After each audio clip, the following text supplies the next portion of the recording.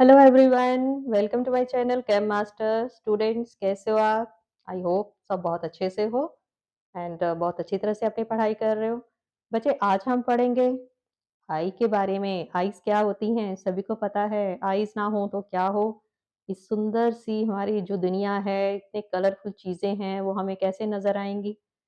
तो हम सबको भगवान ने एक बहुत अच्छी सी चीज दी है। ये हमारी बॉडी का क्या है, कैमरा है ना। तो आज हम अपनी आईज के बारे में स्टडी करेंगे, जो हमारी फिजिक्स का अगेन वेरी इंपॉर्टेंट चैप्टर है, that is human eye and the colourful world. नाम में ही सब कुछ आ गया है, तो हम उसी के बारे में आज पढ़ेंगे। तो ये आपकी आई का डायग्राम है। ठीक है, आपको आईज का डायग्राम आना चाहिए। तो हमने यहाँ पर सारे के सारे इंपॉर्टेंट इसके जो हैं पार्ट्स लिखे हैं। This is cornea, inner lining retina. ठीक है, ये जो चीज है इसके अंदर जो फ्लूइड होता है, that is said to be the vitreous humour. Then ये हमारा आई लेंस है। दिस इज, ये जो चीज है, प्यूपिल। ठीक है, जो बीच में छोटा सा गैप आपको नजर आ रहा है, दिस इज प्यूपिल। प्यूपिल को कौन कंट्रोल करता है? ये दो फ्लैप्स, मस्कुलर फ्लैप्स हैं, जिनको हम आइरस बोलते हैं। ये आगे जो आपको एक फ्लूइड सा नजर आ रहा है, इसको हम क्या बोलते हैं? Aqueous humour. तो ये हमारी आई का डायग्राम है। Now I am going to explain the structure of eye. ये आपको क्या नजर आ रहा है? एक बॉल लाइक चीज नजर आ रही है। तो हम क्या लिखेंगे? ये आपको आई का कंप्लीट 5 मार्क्स का क्वेश्चन भी आ सकता है। Explain the structure and functioning of are आई। तो सबसे पहले तो हमें स्ट्रक्चर आना चाहिए। अब शॉर्ट में मैं आपको क्या बता बता सकती हूँ। फर्स्ट जो हमारी आई है, ये क्या है? एक बॉल लाइक चीज है, स्फेरिकल स्ट्रक्चर है। ठीक है, it is spherical, ball shape है। मेन पॉइंट्स जो है, it is spherical in shape. The front transparent part is called cornea. जो ट्रांसपेरेंट चीज है उसको हम क्या बोलते हैं? Transparent part of eye is called part of eye. इसको हम क्या बोलते हैं? कॉर्निया। ठीक है, जिसको आप क्या बोल सकते हो? हमारी आई की एक तरह से ये विंडो है। Third, behind the cornea is a circular diaphragm. Cornea के पीछे जो सर्कुलर डायाफ्राम चीज है, उसको हम क्या बोलते हैं? आइरस। ठीक है, ये जो ऐसी चीज आपको नजर आ रही है ना, दो, जिसके बीच में ये जो खाली गैप होता है, इसको हम बोलते हैं प्यूपिल। तो ये जो चीज है, circular diaphragm, circular diaphragm behind cornea, behind cornea is called iris. ठीक है, आइरस के अंदर एक होल होता है, जिसको हम क्या बोलते हैं? प्यूपिल। सारा कुछ हमें डायग्राम के अंदर नजर आ रहा है। ठीक है, बिहाइंड द प्यूपिल क्या है? ये प्यूपिल, ये पार्ट, उसके पीछे क्या है? Eye lens. Behind the pupil, behind the pupil is eye lens. Clear? It is controlled by ciliary muscles. ये आपको मसल्स नजर आ रही हैं, ये क्या होती हैं? Controlled by ciliary muscles. ठीक है, इनका नाम क्या है? Ciliary muscles. When ciliary muscles are relaxed, आप इसी तरह से पॉइंट में इसको याद कर सकते हो, your eye lens becomes thin. ठीक है, जब ये रिलैक्स होती हैं, आई लेंस जो है आपका थिन हो जाता है। And and it's focal length, और इसकी जो फोकल लेंथ है वो क्या हो जाती है? इंक्रीज। इसकी फोकल लेंथ क्या हो जाती है? Increase, and vice versa. जब सिलरी मसल कॉन्ट्रैक्ट होंगी तो आई लेंस जो है थिक हो जाएगा, और उसकी फोकल लेंथ जो है वो डिक्रीज हो जाएगी। ठीक है, वाइस वर्सा भी लिखना है, मीन्स उसका उल्टा भी होता है। ठीक, आई लेंस के पीछे हमारी एक स्क्रीन है, behind eye lens. Eye lens के पीछे आपको क्या नजर आ रहा है? Retina. Behind eye lens is retina. ठीक, अब रेटिना क्या चीज है? जहां पर इमेज बनता है। रेटिना क्या चीज है? जहां पर आपको इमेज बनता है। Space between the cornea and eye lens.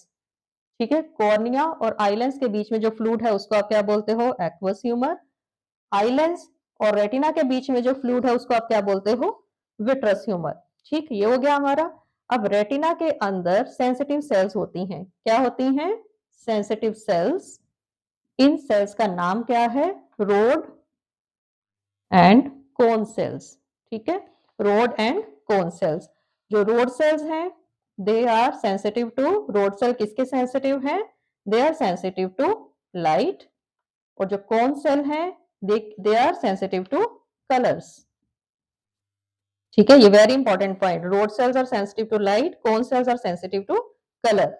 These cells generate electric signals, brain उनको रिसीव करता है। अब हम इमेज कैसे बनता है? ठीक है, दो सेल्स हैं, rod and cone cells, they are sensitive to light, they are sensitive to colour. These cells generate the electric signals, उस सिग्नल को हमारा जो ब्रेन है वो कैप्चर कर लेता है। ठीक है, कैप्चर करने के बाद ऑप्टिक नर्व्स, कैसे कैप्चर करता है? Through optic nerves. फिर ऑप्टिक नर्व्स के बाद हमारा जो इमेज है वो हमारा बनता है, जिससे हम ऑब्जेक्ट को देख पाते हैं। सो ये थी हमारी आई की स्ट्रक्चर सारी। ठीक है, अब आई ये सारी चीजें जो है ये काम कैसे करती हैं? सो ये था हमारा स्ट्रक्चर ऑफ आई। फिगर आपको आना चाहिए। नाउ वर्किंग ऑफ आई की वर्किंग कैसे करती है, हम कैसे किसी चीज को देख पाते हैं, ये सारे मैंने इसके जितने भी लेबलिंग थी सारी मैंने एक्सप्लेन कर दी है। नाउ वर्किंग ऑफ आई। ठीक है, अब हम पढ़ेंगे वर्किंग,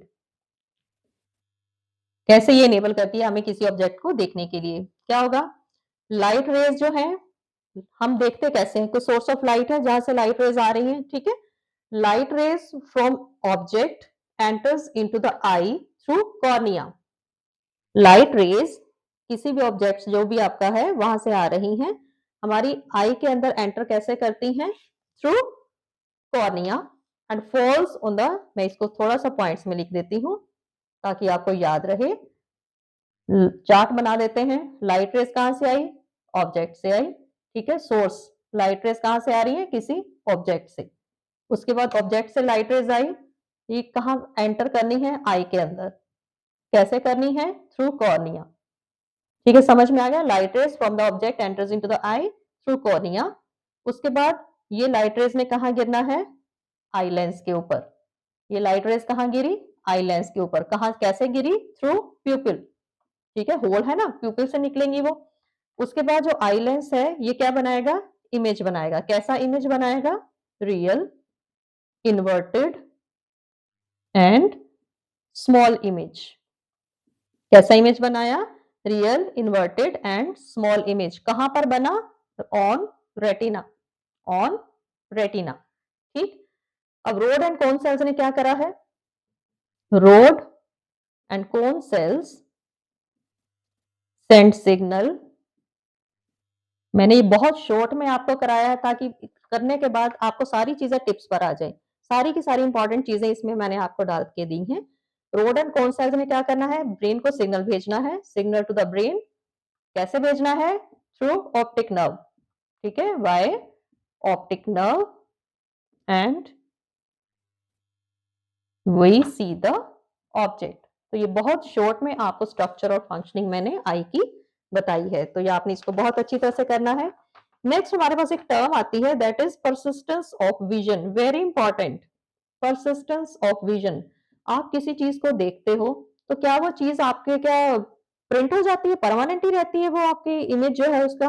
नो, हमारी जो चीज है हम कितने टाइम के लिए वो चीज हमारी रेटिना के ऊपर रहती है, इसको हम बोलते हैं persistent of vision. For how long, for how long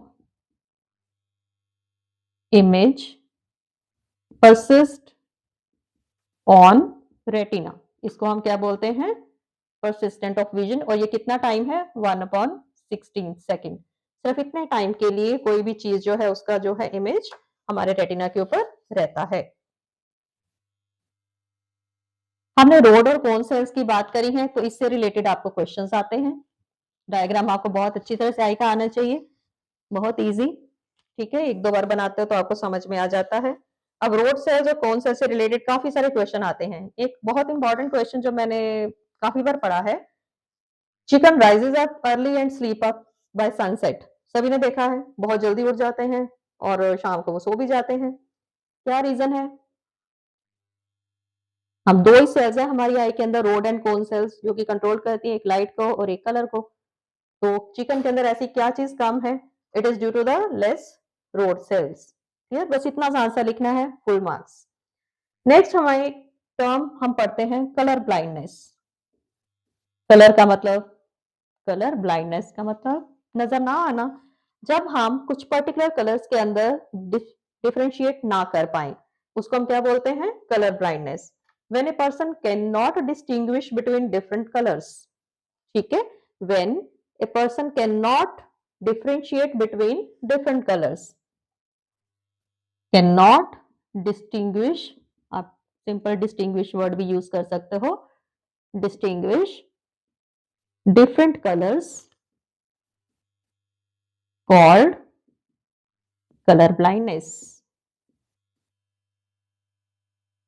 अब ये क्यों होती है? ठीक है, क्या रीजन है कलर ब्लाइंडनेस का? It means retina of such person does not possess some specific cone cells. ठीक है, रीजन क्या है? Retina of such person can not have some specific cone cells. Cone cell colour बताती है ना, specific cone sales. तो ये क्या है? ये जेनेटिक डिसऑर्डर है। All these are your 1 mark question. ठीक है, ये अलग से, ये जेनेटिक हेरिडिटरी है, जेनेटिक डिसऑर्डर है, हेरिडिटरी तो नहीं कह सकते लेकिन जेनेटिक। ठीक है, और अभी तक इसका क्योर नहीं है। ठीक है, अभी तक ये इनक्योरेबल ही है। सो ये सीरियस डिजीज है। नेक्स्ट आती है power of accommodation. Power of accommodation का मतलब क्या है? हम कितनी दूर तक का ऑब्जेक्ट देख सकते हैं या कितनी नियर बाय वाला ऑब्जेक्ट हमारी आई जो है उसका इमेज बनाती है, उसको हम क्या बोलते हैं? Power of accommodation. कितना इंटरेस्टिंग चैप्टर है ना, इसको पढ़ के लगता है कि जैसे हमें पता नहीं क्या अपनी बॉडी के बारे में पढ़ रहे हैं। ठीक है, पावर ऑफ एकोमोडेशन क्या चीज है? हमें अपनी आई के बारे में इतनी ज्यादा नॉलेज मिल रही है, तो ऐसी चीजें पढ़ के तो इमीडिएटली हमें लर्न हो जाता है। सो हमारी आईज की कैपेबिलिटी है, हम बहुत दूर तक का ऑब्जेक्ट भी देख सकते हैं। आपने देखा होगा कभी आप अपनी बुक पढ़ रहे हो, ठीक है, ये पेन है, आप इसको मुझे क्लियरली नजर आ रहा है, आप उसको you are bringing closer to your eye. ठीक है, एक टाइम पे जब इतना क्लोज आप ले आओगे तो आपको ब्लर्ड इमेज नजर आना शुरू हो जाएगा। मीन्स वो आपका जो है वो इमेज नहीं बन पा रहा है। तो इसी चीज को हम क्या बोलते हैं? Power of accommodation. अब बहुत दूर चीज है, कोई चीज आपसे दूर जाती जा रही है, जाती जा रही है, आप उसको देखते रहो। अब ये तो नहीं कि वो इन्फिनिटी पे चली जाएगी तो आपको नजर आएगी, तो वो भी हमारी एक आई की पावर है कि कितनी दूर तक का ऑब्जेक्ट हम देख सकते हैं या कितनी पास वाला ऑब्जेक्ट हम देख सकते हैं। So this is called power of accommodation. Means हमारी जो आई है, it is the ability of eye. आप इसको कैसे डिफाइन करोगे? It is the ability to eye to see very far away object, very far away objects and very near objects। कितनी दूर तक ऑब्जेक्ट आप क्लियर देख सकते हो या कितनी पास वाला ऑब्जेक्ट आप देख सकते हो। अगर आप अपने ऑब्जेक्ट को, जैसे मैंने ये भी बताया है कि बिल्कुल आप आईज के पास लेके आते हो, you get blurred image. Clear? तो इस चीज को हम क्या बोलते हैं? Power of accommodation. तो ये एक्सपेरिमेंटली ये प्रूव किया गया है कि हम कितनी the least distant vision is, near by वाली आप कितनी ही चीज जो है देख सकते हो, वो कितना है आपका डिस्टेंट, कितना है? 4D। पावर को आप कैसे डिटरमिन करते हो? इसका फॉर्मूला है 100/f। ठीक है, तो f क्या है? इट इज द, f कितना हमने कैलकुलेट करा है? 25 सेंटीमीटर जो है, it is the least distance. इससे नियर वाली चीजों को आप नहीं देख सकते। ठीक है, सो इसको सॉल्व करके आपका आता है 4D। पावर को आप किस में मेजर करते हो? डायप्टर, ये इसकी यूनिट है। तो पावर ऑफ अकोमोडेशन की यूनिट क्या है? Dioptre 4D।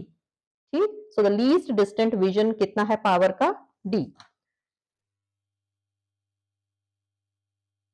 So it can be changed by changing the focal length of lens by ciliary muscle। Clear? हम अपनी पावर को चेंज कर सकते हैं। कैसे चेंज कर सकते हैं? Power can be changed, power can be changed by changing the focal length of your eye lens। ठीक है, कैसे करोगे? सिलरी मसल्स ही हैं जो हमारे आई लेंस को कंट्रोल करती हैं, वो कंट्रैक्ट करती हैं, वो रिलैक्स करती हैं, तो इसी से हमारे आई बेल की फोकल लेंथ जो है वो कम या ज्यादा होती है। अब कैसे ciliary muscle, how ciliary muscle act? अगर आपने किसी दूर चीज का ऑब्जेक्ट देखना है, ठीक है, वो दूर चीजों के लिए क्या होता है? For far away objects ciliary muscles relaxed, ciliary muscles relaxed, क्या हो जाएगा? आपका आई लेंस जो है वो क्या हो जाएगा? थिन हो जाएगा, रिलैक्स हो गया। आई लेंस जो है वो क्या हो गया? थिन हो गया। उससे क्या हुई? जो फोकल लेंथ है आपकी, उससे क्या हो गया? आई लेंस जब थिन हो गया तो फोकल लेंथ इंक्रीज हो जाएगी। ठीक। For near object, near by object के लिए क्या है? जो आपकी सिलरी मसल्स हैं कॉन्ट्रैक्ट, आपका आई लेंस थिक हो गया और जो फोकल लेंथ है वो क्या हो गई? कम हो गई। सो इस तरह से ये हम करते हैं। इसी चीज को हम क्या बोलते हैं? Power of accommodation. ठीक है। तो जब आप एक बुक को अपने पास बहुत ज्यादा पास में लेके आ रहे हो, जैसे मैंने ये पेन का एग्जांपल लिया था, आप बहुत क्लोज लेके आ रहे हो तो आपको ब्लर्ड इमेज नजर आता है। अब ऐसा क्यों है? क्योंकि उस टाइम पे क्या हुआ, जो आपकी फोकल लेंथ, लेंस की जो फोकल लेंथ है, ये उससे बियॉन्ड पावर के डिक्रीज नहीं हो सकती। ठीक है, कि मिनिमम वैल्यू होती है फोकल लेंथ की, तो उससे कम ये नहीं हो सकती। ठीक है, नियर बाय ऑब्जेक्ट। तो दिस इज द रीजन। क्या रीजन लिखोगे? कि एक सर्टेन मिनिमम वैल्यू से कम फोकल लेंथ नहीं हो सकती। सो हम बहुत नियर ब्लर्ड इमेज क्यों होते हैं? This is the reason.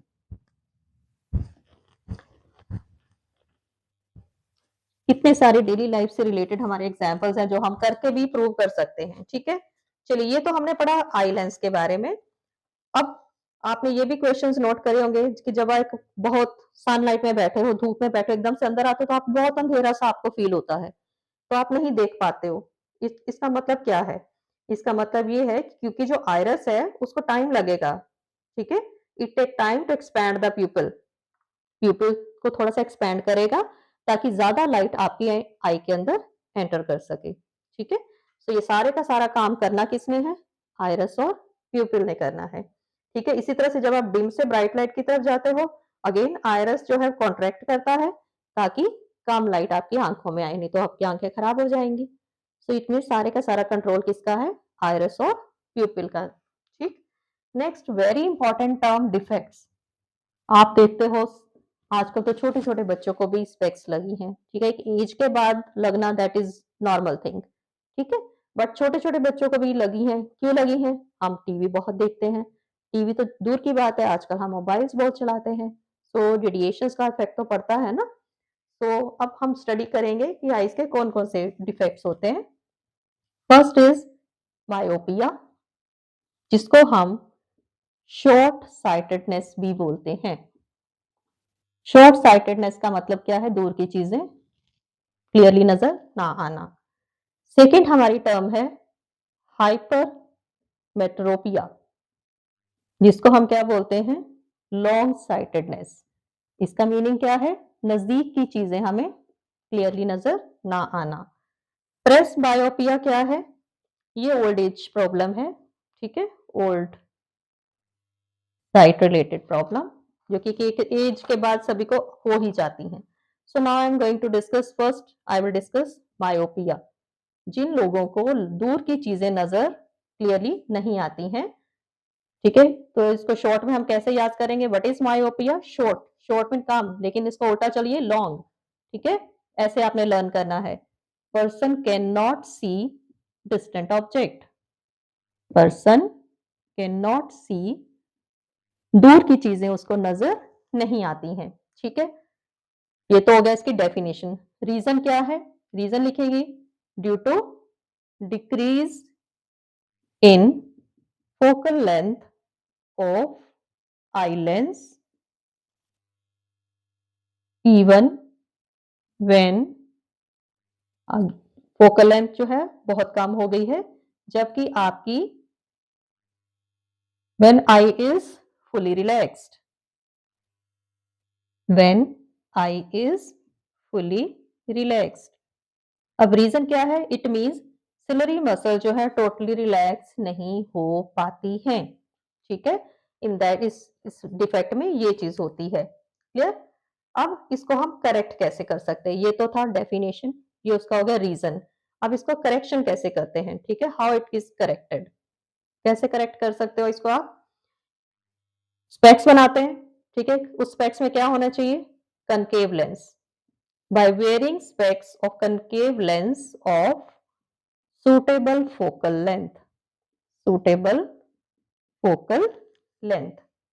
Second, जो फोकल लेंथ है आपकी कन्वेक्स, आपकी कनकेव की, ठीक है, फोकल लेंथ जो आपने कनकेव लेंस उसके अंदर फिट करना है, focal length of concave lens should be equal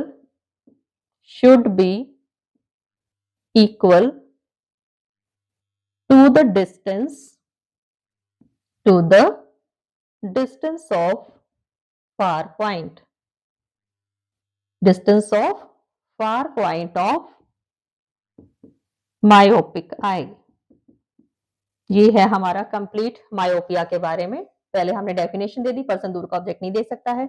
reason क्या है, फोकल लेंथ आई लेंथ की बहुत कम हो जाती है जबकि आई फुली रिलैक्स्ड है। इट इज ड्यू टू कि आपकी सिलेरी मसल रिलैक्स नहीं हो पा रही है। करेक्शन कैसे कर रहे हो, आप कन्वेक्स लेंस फिट करते हो अपनी स्पेक्स के अंदर, और उस जो convex lens sorry concave lens आपने फिट करना है उसकी focal length far point distance के बराबर होनी चाहिए, ठीक है। तो इसको मैं थोड़ा सा आपको डायग्रामेटिकली भी बनाकर दिखा देती हूँ, मायोपिक इफेक्ट, ठीक है।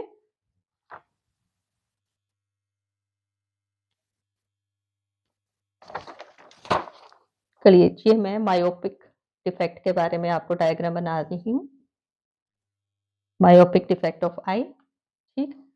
सबसे पहले तो सपोज ये मेरी, छोटा सा मैं बनाऊंगी, ये मेरी आई थी, ठीक है, ये इसका लेंस है, क्लियर, ये रे आ रही है, इसमें से पास हुई, ठीक, ये कुछ इमेज बन गया, ये है, ठीक। अब सेकंड जो है उसमें मुझे क्या बताना है, मायोपिक में क्या होगा, करेक्शन करनी है, ठीक है। अब हम डिफेक्ट वाली आई बनाते हैं, ठीक है, एक ही साइड पे मैं बना रही हूँ, छोटा सा कुछ, ये मेरा लेंस है, ठीक। अब क्या हुआ, मायोपिक डिफेक्ट में क्या होगा, इमेज कहाँ बन गया, ठीक, रेटिना से पहले बन गया। अब मैंने इसको करेक्ट करना है, अब इसको करेक्ट कैसे करूंगी,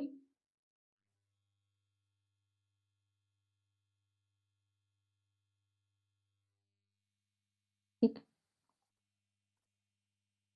ऑब्जेक्ट की रेज आ रही, ठीक। अब मैंने जो स्पेक्स बनवानी है मैंने उसके अंदर कन्वेक्स लेंस फिट करवा लिया है, ठीक है। तो अब क्या होगा, रेज आई,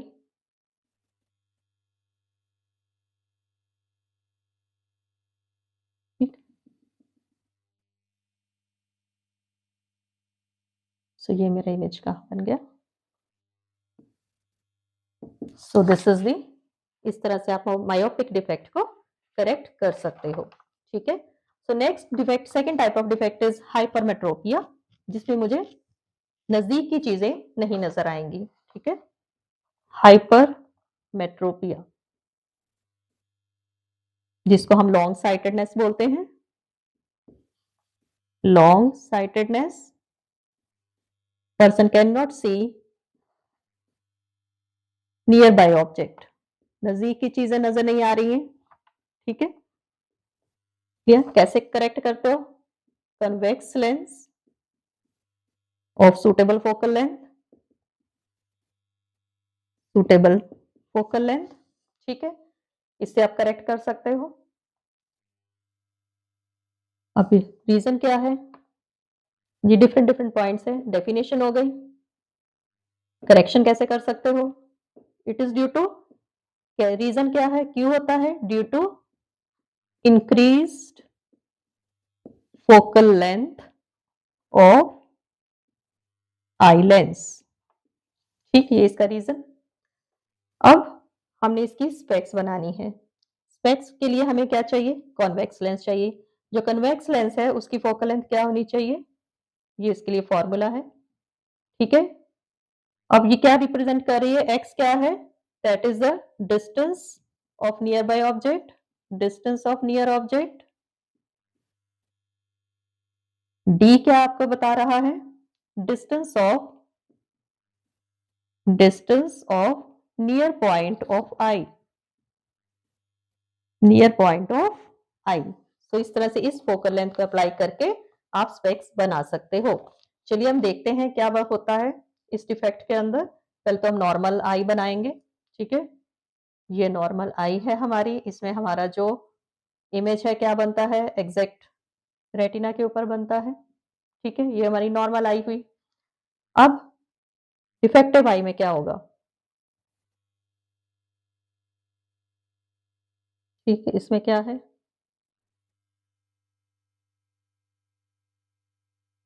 रेज आ रही हैं, ठीक है।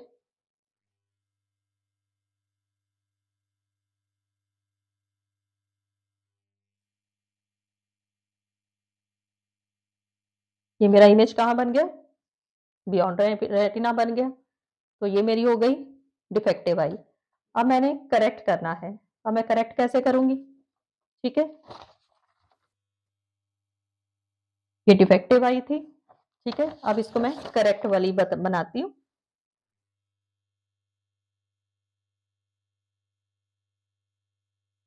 ये आपका आई लेंस है।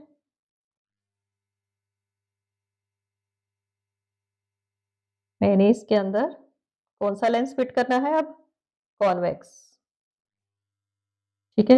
ये मुझे कॉन्वेक्स लेंस फिट करना है, ठीक है। ये मुझे यहाँ नहीं, थोड़ा स्पेस चाहिए, ठीक है। इसको करेक्शन कैसे करते हैं आप, बड़ा सा इमेज बनाते हैं, ये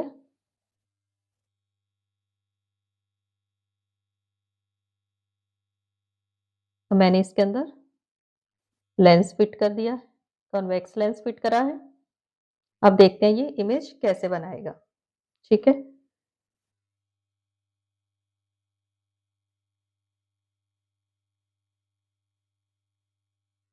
क्लियर।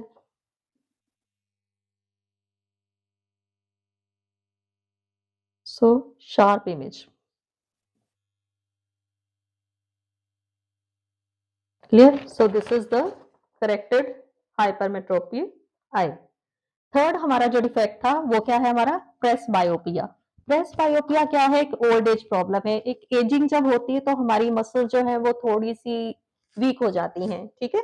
तो सिलरी मसल्स की जो फ्लेक्सिबिलिटी है वो कम हो जाती है, ठीक है। थर्ड डिफेक्ट हमारा प्रेस बायोपिया। अब इसमें क्या है, सिलरी मसल्स की जो फ्लेक्सिबिलिटी है कम हो जाती है। Ciliary muscles loses their flexibility, loses their flexibility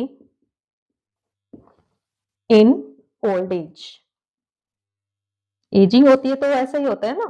सो इसको करेक्ट कैसे कर सकते हो, करेक्शन करेक्ट कैसे कर सकते हो, स्पेक्स के अंदर by wearing specs of proper focal length of convex lens. इसके अंदर हम कौन सा लेंस फिट करते हैं, कॉन्वेक्स लेंस फिट करते हैं, और उसकी फोकल लेंथ प्रॉपर होनी चाहिए। और ये बिल्कुल हाइपरमेट्रोपिया की तरह ही होता है, सेम ही डायग्राम आपका बनेगा, ठीक है। इसलिए मैं फिर से नहीं बना रही हूँ। नेक्स्ट हमारे पास अगेन इंपॉर्टेंट टर्म है, दैट इज डिस्पर्शन। बहुत आपने रेनबो देखा है, सभी ने देखा होगा, कितना सुंदर लगता है, कितने सुंदर ब्यूटीफुल कलर होते हैं, है ना।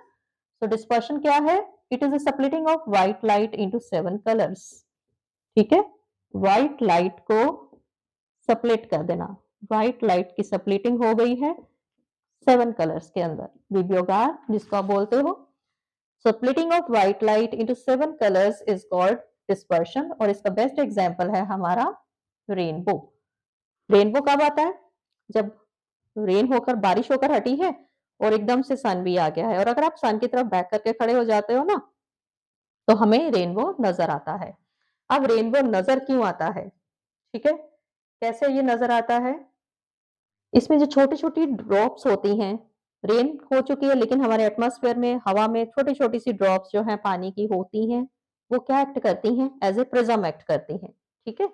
तो उस प्रिज़्म में से ये रेज़ पास होती हैं और हमें डिफरेंट डिफरेंट एंगल्स के थ्रू हम जब देखते हैं तो हमें 7 कलर्स उसमें से नज़र आते हैं। अब इसका कॉज़ क्या है? क्यों ये 7 लाइट्स हमें नज़र आती हैं? इट इज़ बिकॉज़ हर एक लाइट की जो वेवलेंथ है अलग होगी, हर लाइट की वेवलेंथ अलग होती है, सो इसलिए ये डिफरेंट एंगल से डेविएट करती हैं। So this is the cause, it is due to the different colours of white light having different wavelengths, तो वो डिफरेंट एंगल्स पर डेविएट करेंगी। चलिए एक प्रिज्म के थ्रू मैं आपको बताती हूँ। सभी ने अपनी लैब में प्रिज्म देखा है, ग्लास प्रिज्म, ठीक है। ये एक रे थी, ये रेयरर मीडियम है। एयर क्या होता है? Rarer medium. Enters into the glass, glass में एंटर करी, ठीक। देन उसके बाद फिर से रेयरर में चली गई, ठीक। ये एक रे थी, मैंने इसको नाम दे दिया है पीई, क्लियर। देन उसके बाद एंटर कर गई ये ग्लास के अंदर, और फिर एफएस क्या आ गई आपकी? इमर्जेंट रे। पीई क्या है आपकी? इंसिडेंट रे है। एफएस क्या है आपकी? इमर्जेंट रे है, ठीक है। This is incident, this is emergent. E for emergent, I for incident ray.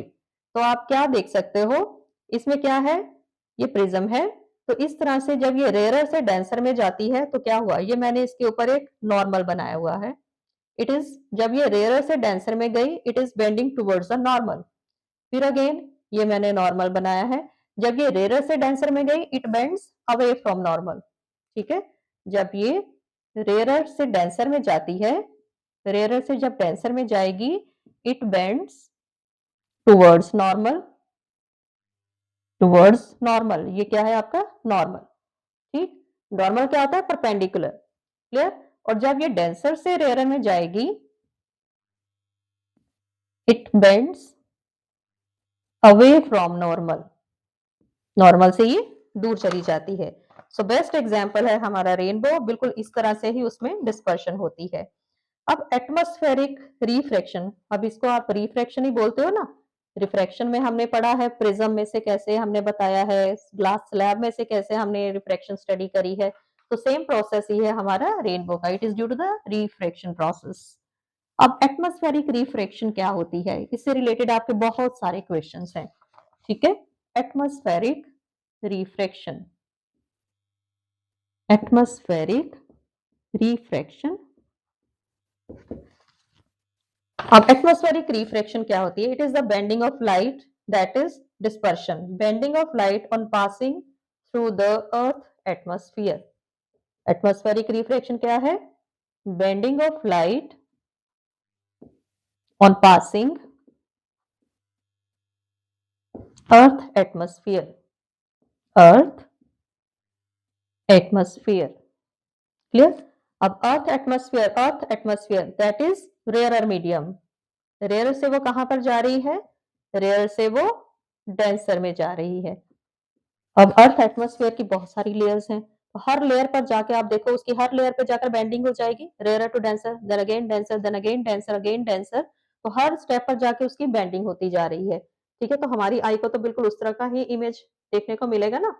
तो इससे रिलेटेड आपके क्वेश्चन है, फर्स्ट क्वेश्चन, ठीक है। ये आपके very very important question, why stars appear higher than their actual position. Questions आप नोट करते जाओ। Why stars appear at high position than their actual position. Answer क्या रहेगा? Atmospheric refraction. Next, we can see sunrise before 1 minute and sunset after 2 minutes. Means अभी sun हुआ नहीं है, लेकिन हमें वो पहले ही नजर आना शुरू हो जाता है। सनसेट के बाद भी हमें 2 मिनट तक सन जो है वो नजर आता है। अगेन आंसर क्या रहेगा? It is due to atmospheric refraction.